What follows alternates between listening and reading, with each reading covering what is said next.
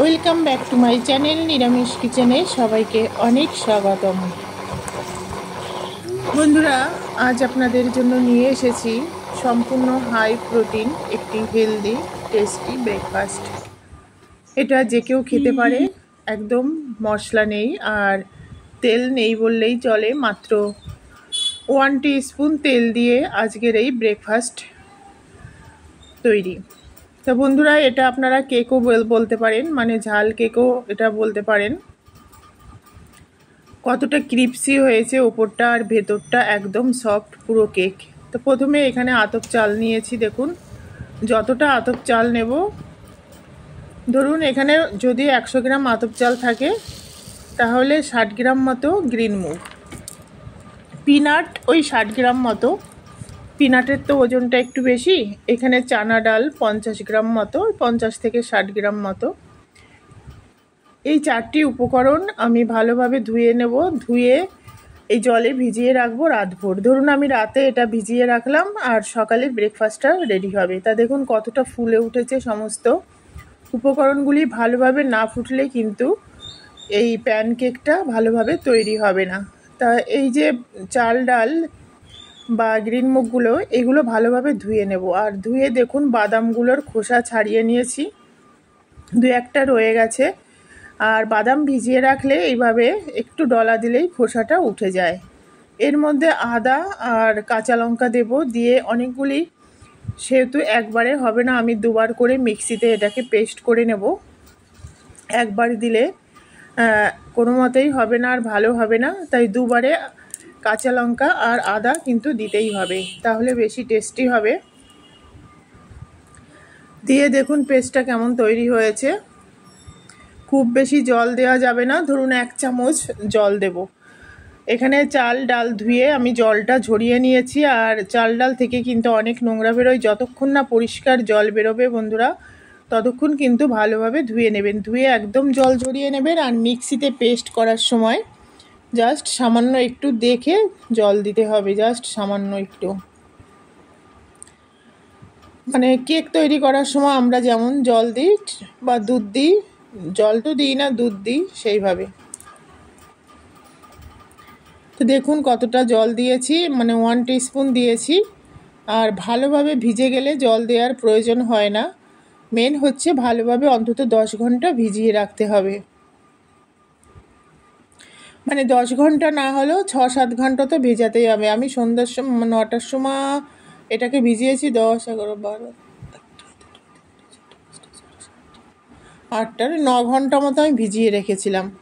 তা দেখুন খুব সুন্দর একটা ব্যাটার তৈরি হয়েছে। এবার এর মধ্যে কিছু উপকরণ অ্যাড করব। নুন দেব, ধনেপাতা কুচি দেব আর 1 প্যাকেট ইনো দেব। হ্যাঁ বন্ধুরা, ইনোটা দিতে হবে। পরিমাণ মতো নুন দেব, যাতে নুনটা বেশি না হয়। আর এখানে ধনেপাতা কুচি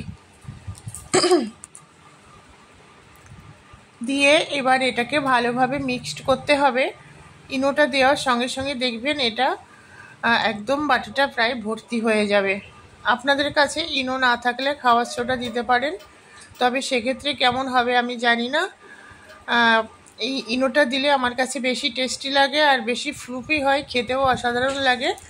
সেই জন্য দেখুন দেওয়ার সঙ্গে সঙ্গে বাটিটা ভর্তি হয়ে গেল। এইভাবে ভালোভাবে ফেটাতে হবে অন্তত 5 মিনিট।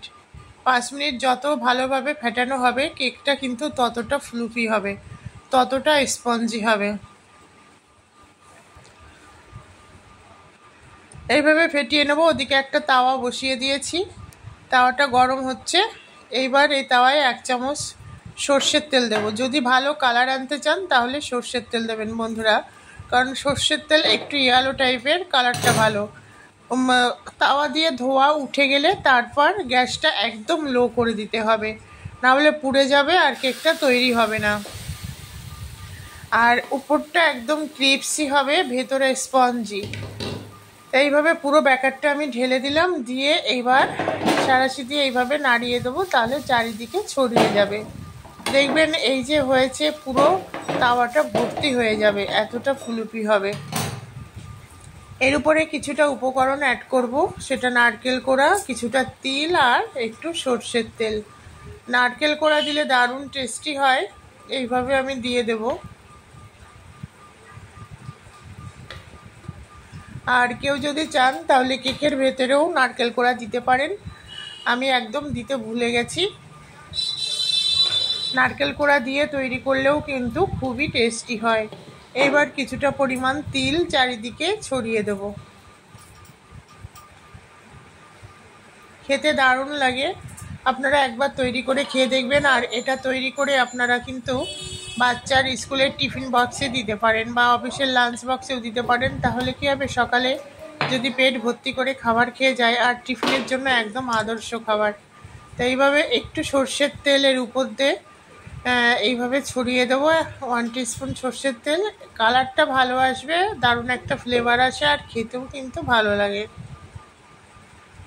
এইভাবে ছড়িয়ে দিলাম, দিয়ে এবার এটাকে আমি ঢাকা দিয়ে লো ফ্লেমেই টোটাল 12 থেকে 14 মিনিট লাগে। আমি 6 মিনিট পর ফিরে আসছি। দেখুন 6 মিনিট পর কেমন হয়েছে, সাইডগুলো হয়ে গেছে আর নিচেটা ছেড়ে দিয়েছে, দেখাই যাচ্ছে পুরো। বাট ওপরটা একটু কাঁচা রয়েছে, মিডিলটা দেখাই যাচ্ছে। সাইডগুলো হয়ে গেছে, মিডিলটা একটু কাঁচা রয়েছে। তা এটাকে আমি আবার কি করব বন্ধুরা, এটাকে 6 মিনিট পর আমি উল্টালাম টোটাল, আর 5 মিনিট পর আমি এটাকে আবার দেখাবো। দেখুন পুরো ফেটে ফেটে গেছে, রেডি হয়ে গেছে। এবার এটাকে উল্টে দেব। ওপরটা একদম হয়ে গেছে, এবার উল্টে দেবো এটাকে।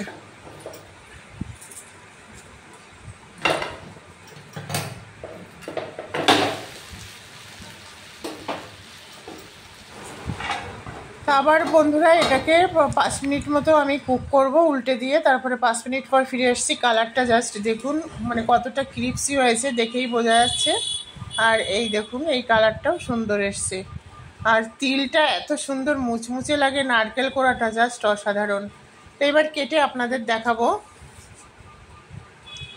দেখুন তো আজকের এই রেসিপিটা কেমন লাগলো কমেন্টস করে জানাবেন বন্ধুরা। যেসব বন্ধুরা নিচে মানে নতুন আছেন, নিরামিষ কিচেনের রেসিপি ভালো লাগলে পাশে থাকা বেল আইকনটি প্রেস করে অল নোটিফিকেশন অন করে রাখবেন, যাতে নতুন নতুন রেসিপি আপলোড হলে সবার আগে আপনার কাছে নোটিফিকেশন যায়। এইভাবে আমি কেকের মতো করেই লম্বা করে কাটবো, আপনারা চাইলে চৌকো করে কাটতে পারেন। তাহলে সেক্ষেত্রে কী হবে, যে মানে ওপরটা যেভাবে ফুলেছে একদম ফুলপি হয়েছে, ভালো লাগবে না। তাই এইভাবে লম্বা করে কাটলেই কিন্তু ভালো লাগবে। আর এর 2 পিস খেলেই না বন্ধুরা মানে পেট ভর্তি হয়ে যায়, আর শরীরটা এত হালকা থাকে কি বলবো, দিন ভরে একটা সতেজ ভাব থাকে। আর যে ইনগ্রেডিয়েন্টসগুলো দিয়ে তৈরি করা, এগুলো তো সবই হাই প্রোটিন। আর এখানে কোনো খেলে গ্যাস অম্বল বা অ্যাসিডিটি কোনো কিছুর ব্যাপার নেই, মানে অ্যাকচুয়ালি ক্ষতি কিছু নেই, যে কেউ খেতে পারে। আর এটা ব্রেকফাস্টে সবথেকে বেটার হয়, বা লাঞ্চ বক্স, অফিসের লাঞ্চ বক্স বা টিফিন বক্সে।